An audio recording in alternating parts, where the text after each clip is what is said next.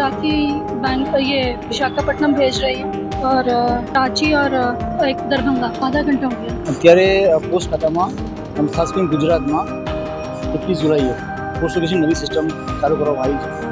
જ્યારે કોઈ બી નવી સિસ્ટમ ચાલુ કરે ત્યારે થોડી હાલાકી પડતી હોય છે. એટલે અત્યારે હાલમાં સિસ્ટમ નવી છે અને રાખડીનો માહોલ છે, રાખડીનો તહેવાર છે. તો જેના કારણે બધી બહેનો અને ભાઈઓને રાખડી મોકલવા માટે પોસ્ટ કરતા હોય છે. થોડી સિસ્ટમની સ્લોનેસને કારણે અત્યારે ભીડ થઈ છે. પણ લગભગ અમારો પ્રયાસ એવો રહે છે કે ગ્રાહક પાછું ના જાય.